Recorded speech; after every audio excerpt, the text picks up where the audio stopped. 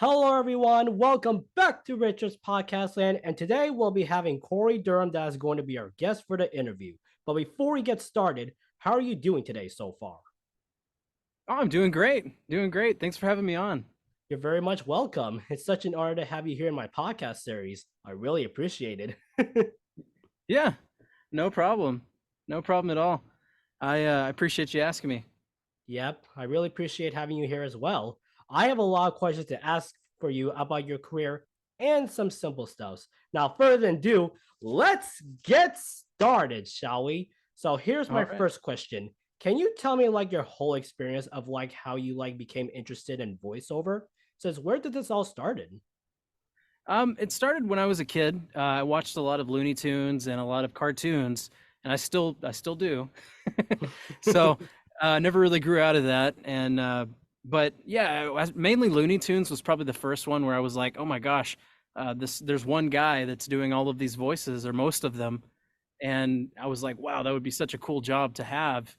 And so I when I noticed it was the same guy, and I was like, "There's somebody getting money. They're getting paid to do this. This is cool. Like, wouldn't that be an awesome job?"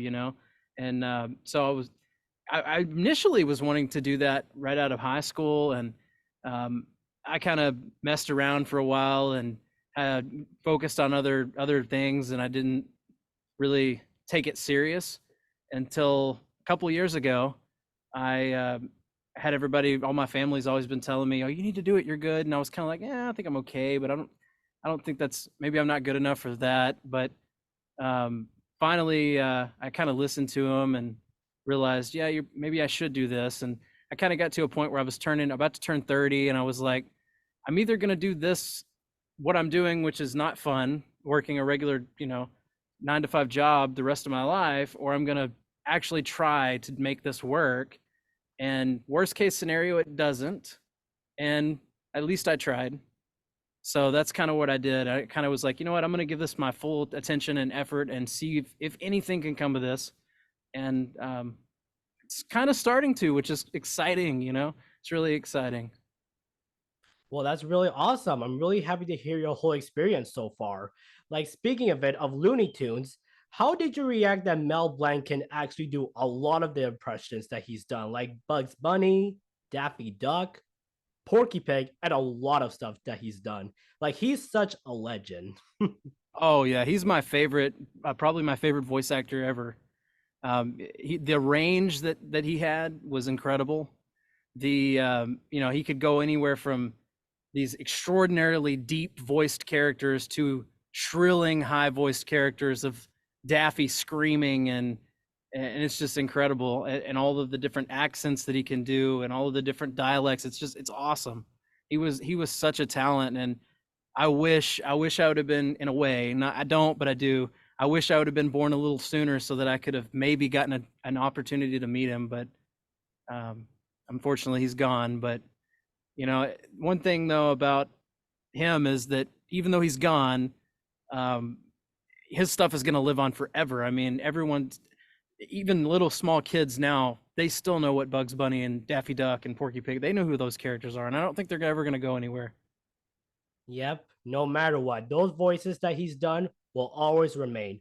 And I do remember that he does have a son that does the voices that he's done. Like Bugs Bunny, I think his son actually did the voice for his characters in Tiny Toons. Yeah, Tiny Toons. Yeah, Yeah. Noel Blanc is his name. Yeah, he's great. I wish he would have continued to do it. But there's been some wonderful voice actors that have taken over afterwards. But I really wish Noel would have done it more. But it's not. I guess it wasn't really what he wanted to do, and that's it's his decision. But I do know that I talked to Jeff Bergman, the guy that does a lot of the Looney Tune characters, and he's friends with Noel. And I told him, I said, next time you see Noel, let him know that one of the people who grew up watching Looney Tunes, that loves Looney Tunes, that got into voice acting probably because of Looney Tunes, said that I still think that Noel is probably one of the best after his dad as far as sounding like some of those characters. And he said, "Oh, I'll tell him that he'll think that's sweet." Yeah. Jeff Bergman is a very good friend as well. He's such an awesome legend. Like he's done like a lot of voices for all the characters Mel Blanc has done. Like I think his first job was in Tiny Toons, I think, like I mentioned. I think so. That's where he first made his first appearance as Bugs Bunny. Yeah, maybe so. I'm not really sure, but Yeah. yeah, I know he was very good. Hmm. Yeah. Speaking of it, like after you felt like became interested in voiceover, like watching Looney Tunes, have you ever been taking voiceover classes to make sure that you got everything set to make this as your career? Yeah, I have taken a few. Mainly, there's a lot of master classes that you can take online, because I kind of got into this just before COVID or right around COVID, and so I originally was the plan was is I'll try to go and do some not conventions, but like they'll have seminars, and where they're teaching you different skills, and I didn't really get to do that because of COVID. They stopped those, and then they kind of started just doing virtual ones online, and I haven't really ever pursued going and doing in-person classes, but I do want to. That is a goal of mine, is to be able to start doing some more of those, because I think every bit of training that you can get, every bit of information that you can get is always useful, because you may sit through a 2 or 3 hour seminar and you think, oh, almost everything that I've heard here is stuff I already know, but if there's one or two little things that you're like, wow, I can apply that to everything now going forward, or there's a lot of little things that you wouldn't think about, like mic technique, how far away from the mic you should be, how you can direct the mic to sound a certain way. There's a lot of stuff like that that is invaluable, that you can't, if you know those things, the casting directors love that, because they're like, we don't have to teach this person, so they love that. I think that's a good thing to learn. Yeah. I mean, taking voiceover classes could be really expensive because there are some people that just want to rush in just to get a career. Like, it doesn't really work that way. What I do recommend for them is wait until you think voiceover work is for you. Because if you spend your money Yeah. just for a voiceover class, boom, your money is no more. Trust me. Yeah, I totally agree with that. Because you're right. There there are some classes that are very expensive, and you also have to kind of do your research on if that class is even good. Um, because sometimes you'll get into a class, and you'll realize, like, this is really just a way to get more money, for them to like continually make you pay for more things and stuff. So yeah, that's true. Yeah, that's a good point. Like after you took their voiceover classes, how long did it took to make your first demo reel before you submitted to your agents or the producers? I actually I did the I think the standard that people would tell you is, you should get into a studio, a professional studio. You should have someone help you with your demo. You should do all these things, and I think that's true for most people, because a lot of people don't have the ability to do, or they don't know.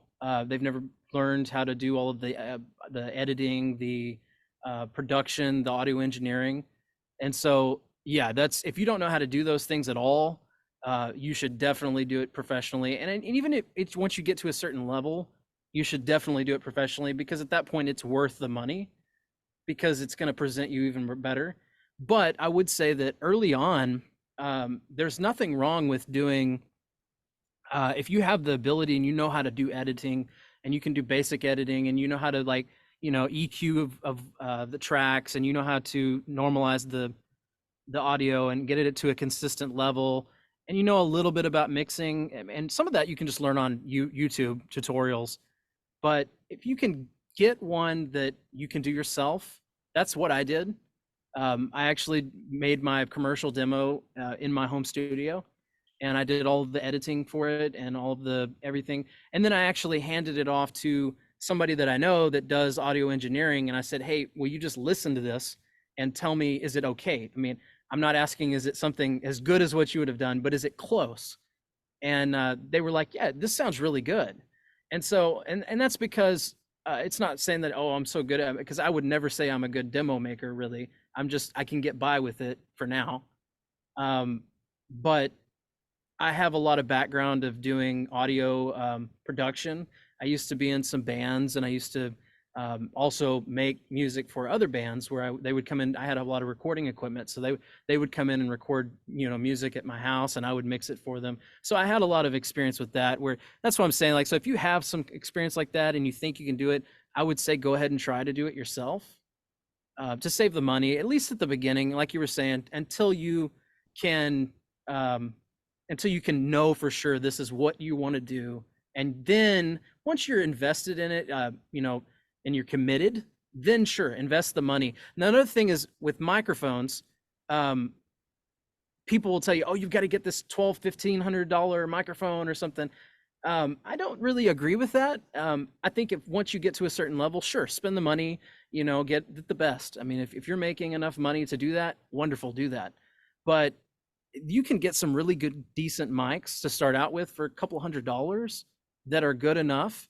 And it's more important to have a good treated area, to have, a closed in area that doesn't have any, computers or sound from outside, and pad the walls with the thick foam.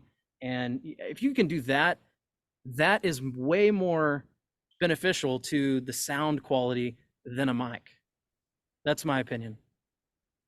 Yeah, I mean, making a demo reel could be really expensive along with voiceover classes, but what it could work is that once you like make up a home studio with all the equipments that you have, you could like ask for a friend, a partner, or someone that knows a lot about making demo reels. So what I do Right. recommend to those that want to make a demo reel, wait until like 1 or 4 years unless they're ready, because making a demo could cost around like $600, I think. Yeah. But That's on the cheap end. Some of them it's $1,000 or more, and you're pay and I will say, when you get to the level that you want to do that, you are paying for what you get. So if you go in and you go, I'm going to find somebody that can do this for $200, you're going to get a $200 sounding reel, unless they're just really good and they're giving you a deal. Which that does, I mean, you might find that great. But and I'm all for doing everything you can to save money. I'm kind of cheap. I kind of don't want to spend a lot of money. I want to do everything that I can myself to try to save money, because you know, I can I can live in a I can make things money, stretch money further. And with the economy that we have the last couple of years, it's definitely difficult. So you have to stretch the money as much as you can with inflation how it is. yeah, you do have a good point. That's the best advice. In fact, I could actually put that in my book one day when I feel interested in voiceover work, because that is what is called a fact. Yeah, that's true. Yeah. All right. Next question. How does it feel about being the voice of everyone's favorite childhood character, Barney the Dinosaur? It feels so great. I just love being the voice of Barney. Yeah, I have this little Awesome. puppet that I got from the internet, and it was made in '92. So it was actually, Awesome. I am 1 year older than Korey is. but oh, it's great being able to voice Barney, because I grew up with Barney. I was born in '93, and Barney was a huge deal from the time I was born, before I was born, but really so when I was born. And I remember growing up, from I don't remember a time before I was watching Barney. I feel like I grew up with Barney. I got to, because I live a couple hours north of Dallas, Texas.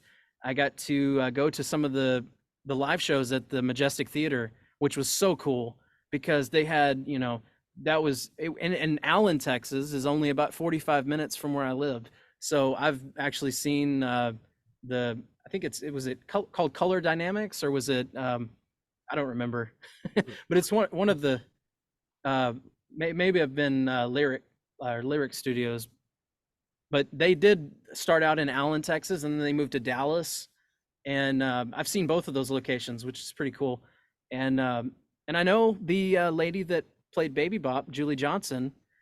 She's a family friend of mine. I don't know her super super well. We don't have like a really close relationship by any means, but she was really really close with my great aunt and uncle. So I've met her throughout the years, and she's a really nice lady. So yeah, so it's kind of cool because all of the what's been really cool over the last couple, like maybe the last month since this all came out, is a lot of the people that were involved with the original show, they're all local kind of to where I'm at. And so once they heard that I did it, they were very nice, and a lot of them reached out to me and, hey, congratulations, we're so happy that it's a local Texan, and stuff like that, and it's cool. So I've gotten to connect with some really neat people, including Bob West. Bob West has reached out to me, which we had been talking for a year or so, on and off, and because he saw the video that I did like a year or two ago, and he reached out and he was like, hey, your Barney voice is really darn close. And he's like, here's what and this is a year or two back. He said, here's some tips. And he gave me some tips of like, here's what you need to do. It's so close. Here's what you could get it perfect. And I did work on that. I took it to heart and I was like, that is, and I did apply those things. And I'd say, he even said, I talked to him a couple weeks ago and he said, I can tell you did what I was talking to you about, because it's much closer than it was before. And he's like, it was really close then. So he said, it's really, he told me, he was really proud of me. He's really nice, so supportive. And yeah, he's a super nice guy. I've gotten to become kind of friends with the guy. And that's amazing to me too, because it's like, this is the guy that I used to watch when I was a toddler. And he was the voice of Barney, and he was my favorite show ever, at the time. And to be able, if you would have told the 6-year-old me that, hey, you're going to grow up one day and you're going to get to be Barney for even a small little piece of the hit of Barney, with Mattel, I would have been like, wow, there's no way, that's not true. But it's pretty awesome. I would never have expected it a couple of months ago before all this happened. I would have never thought in my wildest dreams that I would have been offered that. And it was totally, it was just a surprise that they reached out to me, Mattel, and just was like, we'd like to have you be the voice of Barney. And I didn't have to audition or anything. It was really great. They just had already seen all the content I had out there, and they were like, you're really good, we want you to do that. So it was really nice. It was cool. Well, And that's it's really an honor. It's an honor to be oh. able to be a part of such a great history of a character that Bob and all of the people, David Joyner, all the people that were part of it, that whole crew was like lightning in a bottle. It was incredible, that show, and it really touched a lot of lives. And I've noticed that over the last month, within the first day of it coming out, I mean, I got 400 or 500 messages in the first couple of days, and it was awesome. But it was all nice. Everybody was, hey, congrats, or they would tell me some story about, hey, Barney meant so much to me when I was a kid, and it got me through a really difficult time. And I just love Barney, and I'm so happy for you getting to do the role. And that's humbling, and it's nice, and I really means a lot. And I'm glad everybody's been so supportive and nice to me. It means a lot. Sorry, I talk a lot. I'm long-winded, so. Oh, no worries. In fact, I was really happy when you talked over me, because I wanted to hear your whole experience of how you got the role for Barney, because that is what I wanted to hear as a Barney fan. Yeah, it's cool. It's really cool that. And what's funny is I've had a lot of people that they'll message me and they'll want to know a lot more information than even I know, and they'll say, what is the plans for Barney's World? I don't know. I really don't, because I am not involved with that. I don't have anything to do that I know of. I have nothing to do with the Barney show. Doesn't mean that, I mean, I don't see it happening, but it could happen. I mean, it would be kind of neat if I had something to do with even a small piece of it. It would be cool, but I don't expect that. I think from what I've read, it's an all Canadian production, and they're well into the development, and it's already going to be released in a couple months or something, or sometime this fall. So I don't expect to be a part of that. And I don't want, it doesn't really matter to me if I'm a part of it. I just, the fact that if all it ever is a couple of videos for online content, I'm happy as ever to be able to been a small part of it. So it's just cool. Well, that's really great to hear. I'm so happy you had a good opportunity to voice everyone's favorite childhood character. I used to be obsessed with Barney when I was like this small, and I do realize I Me think I too. do have the VH cassettes in my room, which my VHS worker doesn't work anymore because it's I think it was really a really long time since I had it, but man, all the great times I had with Barney was such a good childhood Yeah, I memory. agree. The same way. Actually, I had 4 or 5 VCRs that I've had since I was a kid, and I think only one of them works now. And but I've transferred everything that I have that was on VHS that was not something I could just rebuy. I've transferred them all over to like digital. But I think what's cool to me is that I have a 3-year-old daughter, and a couple of years ago I got to introduce her to Barney as a kid, as an infant actually, and she loved it. Oh my gosh, she loved it. And I still had all of my old Barney dolls. I still do. I still have all of my everything that I ever owned that was Barney. I mostly all have. And so I took those out of storage and cleaned them really good and let her have them. And I'm letting her play with some of them. There's a few of them that are like my favorite ones that I'm like, okay, I'm not letting her mess with these as much. But most of them I just let her play with because she loves them, and that's what they're for. I feel like and she loves Barney. She and what's funny is I would do the voice. I would have their dolls and I do the voice with her, and she when I was when she was like barely 2, I was at work at my other job, and she walked up to my wife and she held up her Barney doll and she said, "Mama, this daddy." And I was like, and my wife calls me and tells me that story, and I'm laughing. And she said she's convinced that Barney doll is also you. And so it was funny because now that I'm actually getting to voice Barney in some small way, um, she, whenever she heard, she knew kind of, she's old enough now at 3 that she kind of understands that I do voices, and that's what I like to do and I have this booth in the house that she knows about. She comes in here and she likes to sing in the microphone and stuff and play, but she knows that I do that now. And so I had told her, I said, I got, she was actually the first person because I had an NDA and I couldn't say anything. She was the first person other than my wife that I told that I was going to be Barney. And she says, "You're going to be Barney?" And I said, "Yes." And she said, "Daddy Barney?" And I said, "Yes." And she says, "That's so cool." That was her response, and she loved it. And so the first time that on the Valentine's Day when that video came out, she was like, she was over at my mom's house, and my mom was watching the video, and my daughter heard it, and she said, "Mama," or "Mam," she calls her Mammy. She says, "Mammy, you watching Barney?" And my mom says, "Yes." And she says, "Is it daddy?" And so she was super excited. And when she found out it was me, that she was just, oh my gosh, she was like, "Daddy is Barney. Daddy is Barney." She was all about it. So it was pretty cool. It's cool to be able to voice not only a character that I grew up and love and that so many people did, but that my daughter also loves. Well, that's really awesome. I'm really glad your daughter was really happy to have a lucky father to voice Barney. I Yeah. mean, honestly, if you think about getting more Barney stuff, I recommend you could look up some stuffs on eBay. I'm sure they will have all the classic things of Barney. Like, I do remember they have like the guitar, the talking plushes of Barney, Baby Bop, and BJ, and I think there's a piano of it, which I'm sure your daughter might like. Yeah. Yeah, I had the guitar when I was a kid. I don't know if I still have it. I haven't seen that. That may have been one of the few things that either gotten rid of or got misplaced at some point. But I definitely have most all of the plushes that I had. I have all of those. And then I bought her a couple years ago. I bought her the Actimates, the Barney that sings and plays peekaboo and a bunch of games and stuff.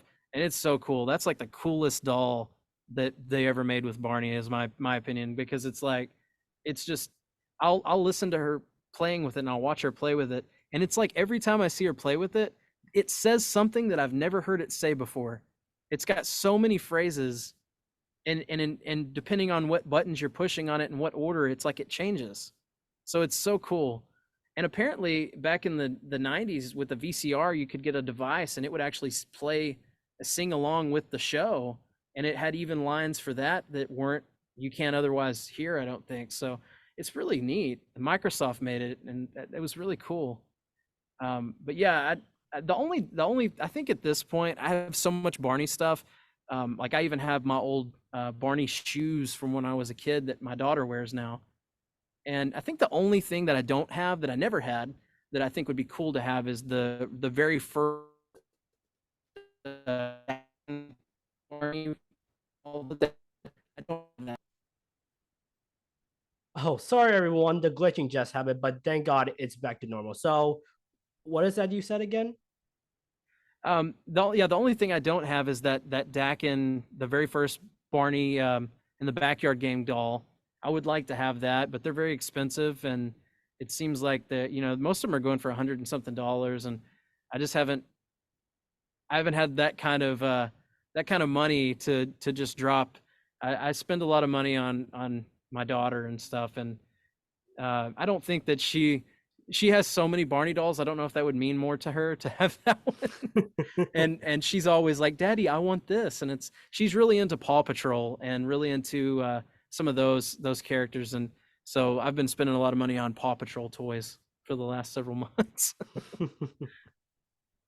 Well, that's really awesome. I mean, my nephew used to be obsessed with Paw Patrol. Like every time he always watches TV and Paw Patrol, he would always tell my uncles and his aunts to be quiet because he wants to watch it all by himself. you know, you know what little kids always do. Always want to watch shows by themselves. But Yeah. yeah. All right. Next question. What are your hobbies when you don't do voice acting? Like, do you play sports? Do you have a job? Do you do music or something? Uh, I do have another full-time job that I've actually had the same employer since I was 16 years old. I've worked at the same place. I started out as a cooler stocker for a convenience store, and I've worked, within a couple of years I became a manager, and I worked doing that, and I've worked at several different locations managing different stores, and then my company got bought out, and I stayed with pretty much all of the employees stayed with that company, and I'm still doing that, and I'm still managing. I'm a general manager of site director, where I do. We have a kitchen, and we also have the convenience store, and I manage, oversee both, and then I have a separate manager that also helps with the kitchen. But yeah, so I do that. That's a big part of what I do. I do that to pay the bills until this can maybe hopefully one day bring enough that I don't have to do that. But um, I, I enjoy working, so um, I do that, and then of course I spend a lot of time with my wife and kids. That's a big part of my priority, and I'll end up doing a lot of my voice work that I have. I'll put my daughter to bed, or my wife will, and I'll do that after she's asleep because my booth is upstairs away from her room and stuff. So I can come up here and it's quiet, and I can, sometimes I stay up till 2 or 3 in the morning recording, doing projects and stuff, getting things knocked out. I'll sometimes I'll do like I'll have like a whole week's worth of projects, and I'll tell everybody, hey, I'll get it to you by Saturday, and they're like, okay, cool. And then I do all of it on Friday in the middle of the night while I'm off. So, but that's the way that it's worked so far. And at some point, hopefully, I won't have to do the other job, and I can just do this, and then maybe I don't have to do that. I can just delegate a couple hours each day to that. But I always make it a priority to not do, not focus all of my attention when my daughter's awake on this. I try to spend a lot of time with them. And but as far as things I like, I play guitar. I play guitar and I play piano. I wouldn't say I'm amazing at either one. I play well enough to, that people are like, hey, you're pretty good, but not, I'm no amazing musician by any means. But I used to be in some bands, and I wrote a lot of songs, and I was the guitar and singer in the band. but um, I do that, and I'm a really big movie fan. I love old movies. I love old television series. From my dad, he grew up in the '70s. He was born in the '60s and grew up in the '70s, and so he watched a lot of reruns of shows from the '60s, and so he introduced those to me when I was a kid. And so, like among some of my favorite shows are like the Adam West Batman TV series, Gilligan's Island. I love Star Trek. In fact, for the last several months, I've been binge watching The Next Generation, and I had never seen it before because I had always been a big fan of the original. And I kind of realized I need to watch this. Everybody says it's better, but then that's an opinion thing that people say because I like both. But wow, it's such a great show. And I've been watching. I'm in the sixth season now. I've watched 6 seasons in like 3 months, watching a couple episodes a night, and with my daughter. And yeah, it's fun. I mean, I like watching movies. I even like old silent films, like Charlie Chaplin and Buster Keaton stuff. I like I just like a lot. I have an entire room that has like a big TV screen.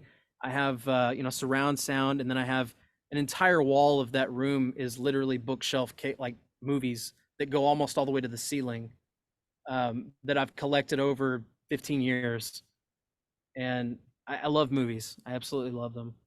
Um, Other than that, I would say uh,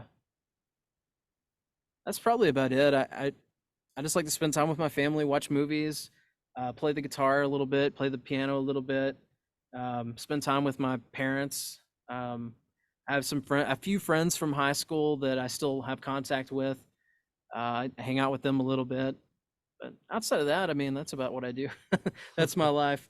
I'm kind of boring. I don't go out and party. I don't do anything crazy. I've never done drugs. I've never smoked anything in my life, and I never will because I don't care. I mean, people can do whatever they want to do, but I don't. And especially since I'm doing voice over stuff, I feel like that would be detrimental to my voice.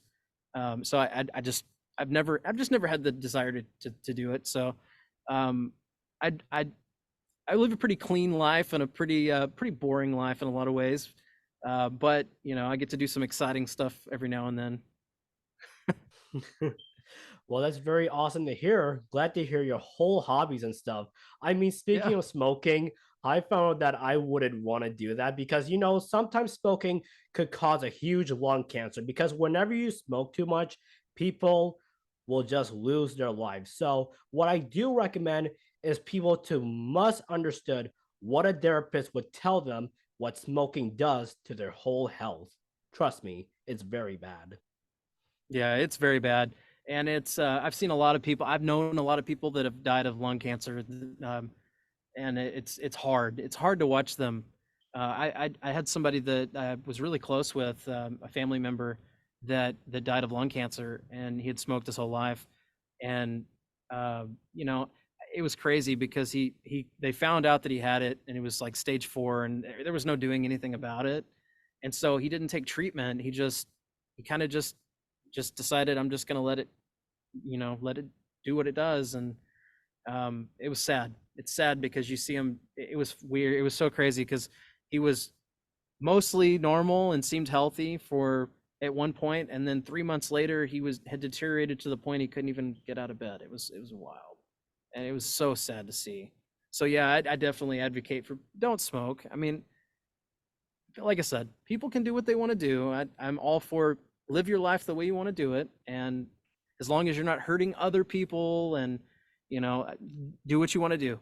I believe in that, but at the same time, it's like it's really bad for you, and it's just you know, I've chose not to do it, and I would advocate for people not to do it. But again, do what you want to do. That's not no judgment from me.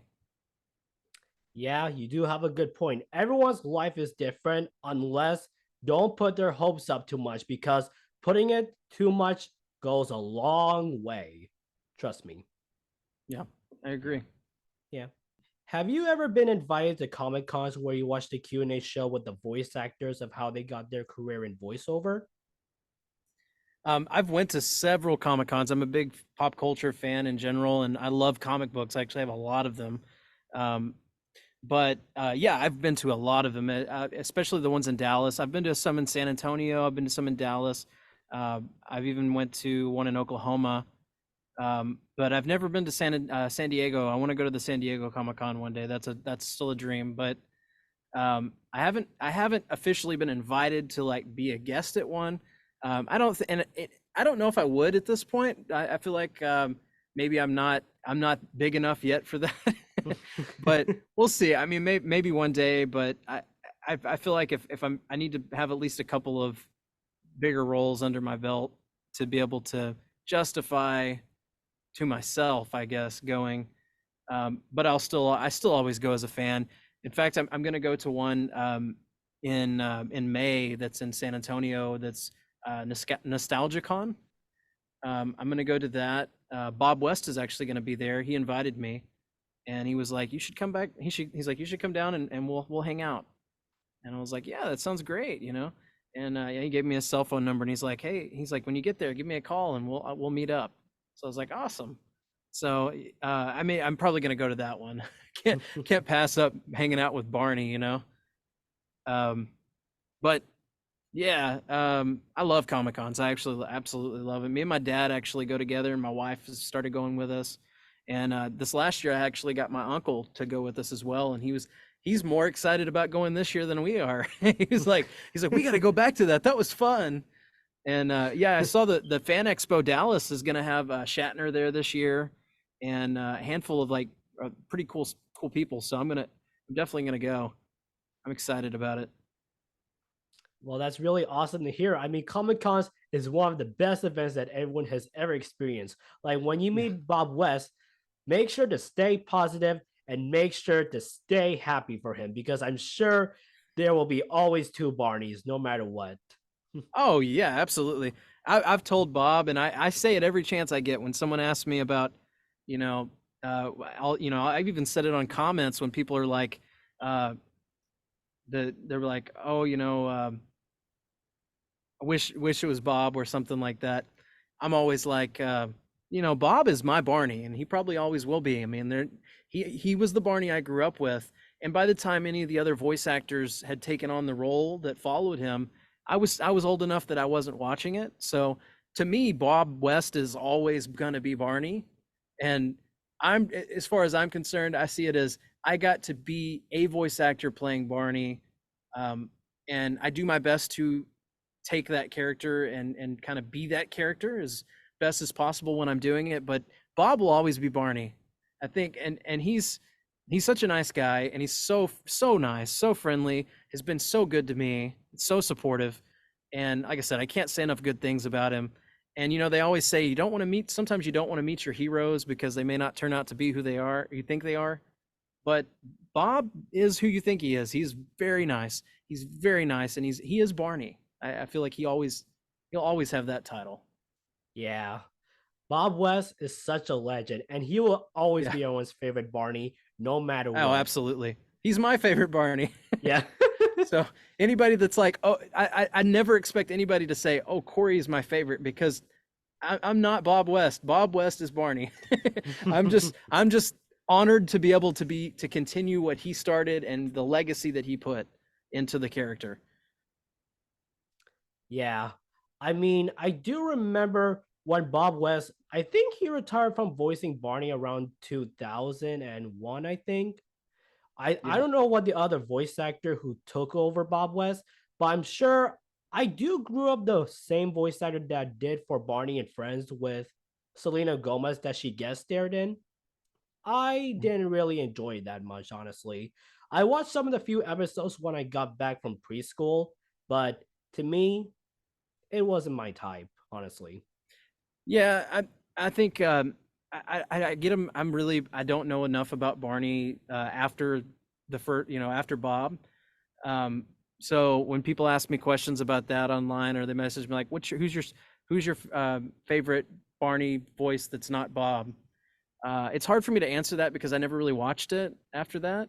I was old enough that I was watching other shows. I was watching Rugrats and Rocket Power and SpongeBob and other Nickelodeon, Disney, and different shows like that. Doug, Hey Arnold's like one of my favorite cartoons from that Nickelodeon era. I love it. But yeah, I never really watched those. So I know that whenever I was showing some of them to my daughter, and I heard, I don't know which one it is. I don't remember if it's Tim Devers that I'm talking about, or if it's Dean Went. I think it's Dean. His Barney, one of the Barneys was very different. The voice was very different. It wasn't the style of that Bob did and that I've tried to imitate of Bob's. Um, it was very different. Yeah, it wasn't. And in a way, 100%. Uh, I respect somebody who comes in to take on an iconic character and tries to make it their own. So I can have respect for that. But then again, I'm like, when I approached it, I was like, I want it to sound as close to Bob as I can, because that is what I hear when I think of Barney. That's the voice I hear.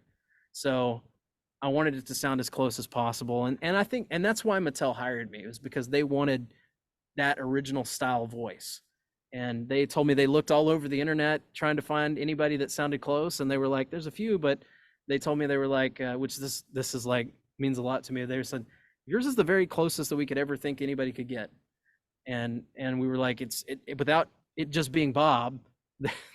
there's they were like, "Yours is the closest that we're gonna get." And I was like, well, that means a lot. And that's kind of what Bob told me. I mean, Bob was like, I can do the voice and everything. He's like, you're as close as probably anybody's ever been to sounding like his version of Barney, which that's incredible to me to even have the guy, the guy that voiced Barney tell me that, so he's, yeah, like I said, he's a great guy. Yeah, such an awesome dude. Hopefully, I could get to meet Bob West someday and be able to show him my whole experience when I first met Barney. I think it was at Universal Studios Orlando, and it's a theater show where Barney, Baby Bob, and BJ like sing along, and there is more like the snow thing which is actually, I think it's cotton soap which comes out of the sky like on stage. Mhm. Yeah, man, the many times I had.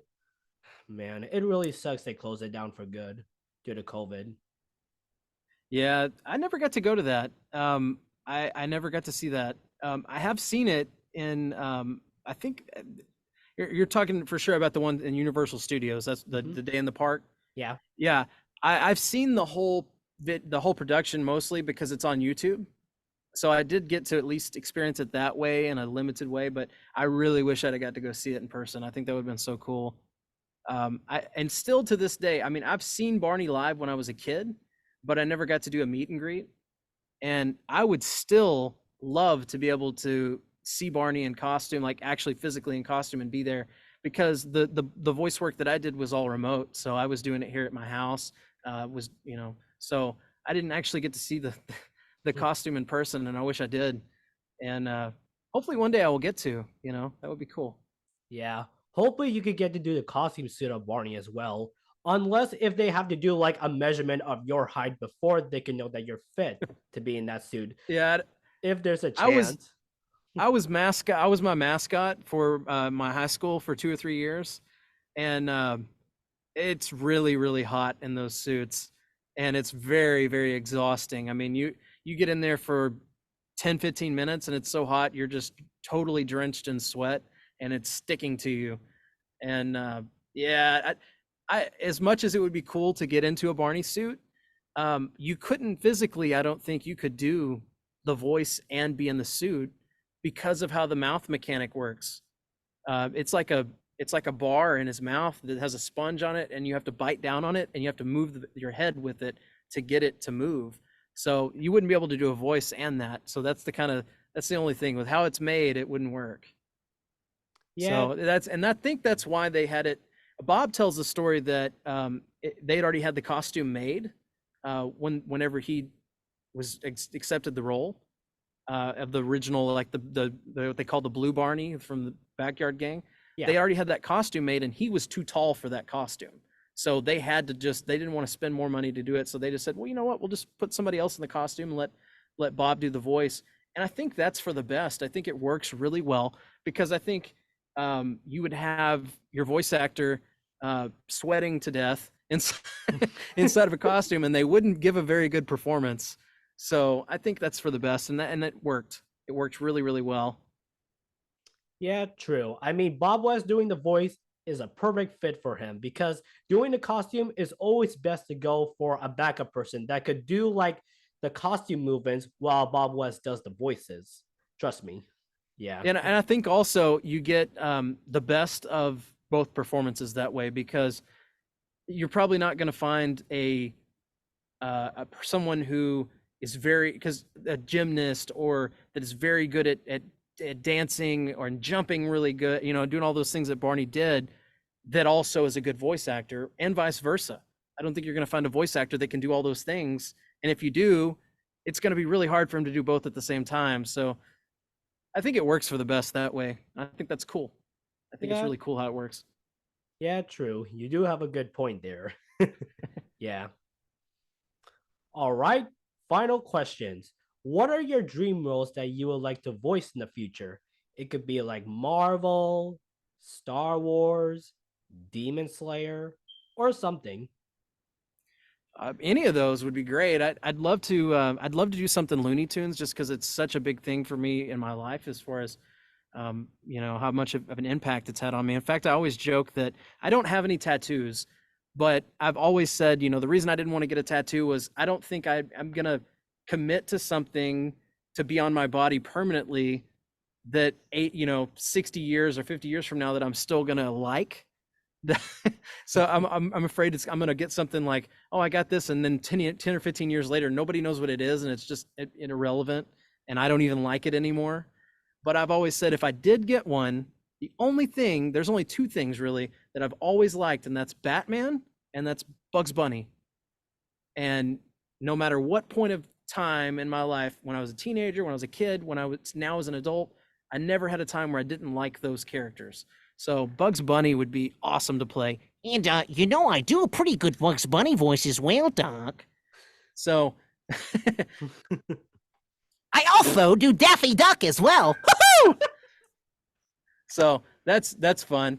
And that's all, folks. So I do a lot of those Looney Tune characters. And ooh, Marvin the Martian. My aluminum Q36 space modulator. So I love Looney Tunes. If I could do anything Looney Tunes, I would be in heaven. I would be like, this is over the moon. This is great. So I'd love to do that. Yeah, anything. Like, I like Scooby and Shaggy, but I really like the voice. I mean, I love that the characters as they are. I think Matthew Lillard does a fantastic job as Shaggy. Casey Kasem's my favorite, but he's very good. I mean, Matthew Lillard, because he played him in the live action movie, and then Casey Kasem sadly passed away, he's perfect. So I would never want to replace Matthew Lillard, and I hope he lives for a really long time. I love Matthew Lillard in every way. Like, I love all of his movies. I love everything he's been in. He's great. But if I ever had an opportunity in some small way to voice Scooby and Shaggy, I would love it. Anything like that, like, Scooby-Doo, where are you? Ooh, Scooby-Dooby-Doo. So I love those characters. So any of those, I would love to do. I would love to get into anime, although I actually personally am not a huge anime watcher. Like, I don't watch anime very much. I mean, although I did like Dragon Ball Z, the original one, and I watched a lot of that when I was a little kid. And I love Pokemon. Like, I never watched all the other series, but I loved the original Pokemon. And I'm sure I'd probably like the other ones. I just never have watched them. But so I would love to be in anime. And I know Funimation, that's now, I think Crunchyroll is what they're called now, is based out of Dallas area, Fort Worth. So, I've thought about I'm trying to figure out how to get in contact with Funimation. If anybody knows how to get in contact with Funimation to submit like a resume of like, here's a demo reel. If anybody that's listening to this knows, for sure, reach out to me and tell me, because I'd love to be a part of that. But I haven't been able to find out how to get into that yet. And maybe it's just for, people who have agents and stuff. And I'm working on that too. So I am trying to get representation. So just so that I can open maybe myself up to some big opportunities or auditions that I wouldn't have otherwise gotten. Although it's safe to say I've been able to get Mattel to hire me without an agent. So, so you never know. Maybe I don't need one. Maybe I do. But I feel like it would be very beneficial for negotiations and also for having access to more auditions. So, but yeah, I'd love to play any of those iconic characters. But I'd also like to have an opportunity to create some new characters that nobody's heard before. Because I have a lot of voices that you can take a voice that's already an established character and you could pitch it differently, or you can change the inflection on the voice and it's a whole new character. Billy West, that does all the Futurama voices, he actually does that. He takes a lot of his characters. Ren and Stimpy, Stimpy is Larry Fine from the Three Stooges, but just pitched up really high. So like Larry Fine's like, "Hey Mo, it's Shemp. He's come back to haunt us." And then Stimpy's like, "Oh hey Ren," So it's totally the same voice mostly, but it's pitched up differently. So, and Billy West also, want to say he's one of my favorite voice actors as well. Mel Blanc's probably first, Billy West maybe second, and then several others. Jeff, like we mentioned, Jeff Bergman is great. Frank Welker, phenomenal guy, phenomenal talent. I mean, it's insane, all the sounds that he can make. Awesome. If you've never seen all of him doing he can just do sounds and animal noises and computer sounds, and you're just like, wow, it's just insane. Yeah. But a lot of I love, I just love to be a part of anything. And I love doing commercial work. I actually really like doing, in fact, some of the things I do, there's three right now, I think 3 podcasts, one that I've been doing for a long time. I do the intros and outros and all of their promo spots and stuff. I do that for them, and I'm their exclusive voice for that stuff. So they hire me to do that. And then I've got 2 more that I've started recording for, and hopefully I'll get to keep doing that with them. I love doing that kind of stuff, and I work with pretty much within any budget. I'm not trying to make a ton of money. I just like doing this. So anything that people pitch me that, as long as I have to justify my time a little bit to get, a little bit of money, but not enough to like break anybody. But I just like I just like doing voices. I'm doing this not to get rich, not to get money, not to get fame, really, just to be able to do something that I really enjoy. And if the other things happen, wonderful. If they never happen, if I'm just, what I have right now is all that everybody ever knows that I did, and the rest of it's just commercial work, hey, I'm cool with that. I just want to be able to do this and make a little bit of an income, hopefully get to a point where that's all I have to do and can live comfortably, but not, lavishly. I just want to be able to do something that I love for the rest of my life and enjoy it, That's all. Well, that are some very good roles to hear. Hopefully, you could get to voice them in the future. If God Yeah, that'd notices, be cool. yeah. If he would notice, he knows who to choose. But we'll see in the future. Yeah, I gotta get Warner Brothers on the phone and get all these different people to see what I'm doing. So anything that people share on Facebook, on Instagram, you never know who is going to see something that someone else shared. So every time someone shares something of mine, I try to make a point to go and instant message them or DM them and say, "Hey man, I really appreciate you. I really appreciate you doing that." I just, kind of like with the whole autograph thing where I'm offering these autographs. I'm trying to just, I had so many people reach out to me after that. I never in a million years would have thought anybody would have wanted my autograph. But whenever the Barney role kind of came out and I started getting all these messages about 1 in 10 or 1 in 15 was, "Hey, can I get your autograph?" And I was like, I don't have anything to sign, So I had to kind of put something together, and I kind of just went and I had them professionally printed because I wanted them to look good, and I priced that, and I was like, a little more expensive than I thought it would be, but it's okay because I want it to look good, and I got a really good picture from the video that I was in, and had it's a really high quality photo, and put my logo on it and everything, and I had them printed professionally, and then I went and kind of mailed one to see. I had to go I basically took one packaged up there to the post office, said, how much is this going to cost to mail? And I was like, okay, cool. And then I just kind of went, okay, let's not, I just want to make enough money to cover that and maybe a couple of dollars.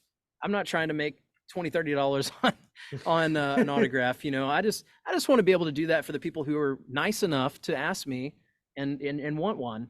I'm not, if I see somebody in person and they're like, hey, I've got this thing, or Barney or anything, like, would you sign this? I'll do it totally for free. I'm just trying to make sure that I'm, not out money, but because I don't make enough, again, I don't make enough money yet to just do this. So I still have to make money for my family and provide for my family, but it's fun, it's cool. Like I said, I never would have thought in a million years anybody would want my autograph. So it's been so cool.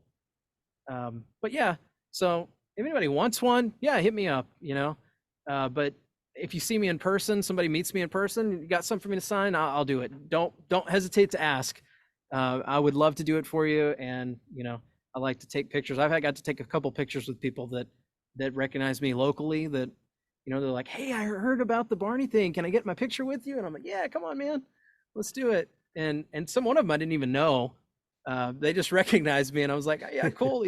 That's the coolest thing ever, so it's just, it's humbling. It's really neat. I will try to never take that for granted. I'll never expect any of that. It's just cool. Well, that's very awesome. Hopefully you could get to be a Comic-Con guest, so people would be delightful to get something for you to sign, since they're all Barney fans that are waiting to meet a true official Barney voiceover actor that made Bob West very proud. Trust me. Yeah, that would be cool. I mean, like I said, one day I would love to do that. I just don't. I don't know. I feel like that I should have a few more roles, and I think they ask you. I maybe I'm wrong. Maybe I need to. Maybe there's more to it than that. Maybe it has to do with having an agent and having them pitch it to those people to get you booked. I have no idea. I've never tried to do it. I guess if there's a demand, I'll find out about it, I guess, but I don't think there is right now. Yeah. But it would be cool. It would be cool. In the meantime, though, I'm going to keep going to Comic-Cons on my own just because I'm a fan of them. And if somebody sees me there and is like, hey, I know who that is, come say hi. I'd love to. Yeah, no, I'd love to talk to you. That will be really fun. Hopefully, if there's a chance, if God notices, he knows who to choose. But we'll see again. Yeah. All right. That is it for this episode. Thank you so much, Korey, for joining here in my podcast series. I really appreciate it. Oh, yeah. Thank you for having me on. And thank you for having me on too. It's been so much fun. Be sure to hit that like and subscribe button. You're very much welcome. I hope you have a super duper time. And remember, stay awesome, stay positive, and stay happy for all of your fans, including Barney, all right? Take care, Korey. And remember, I love you. Yeah. Bye-bye. Take care. Bye.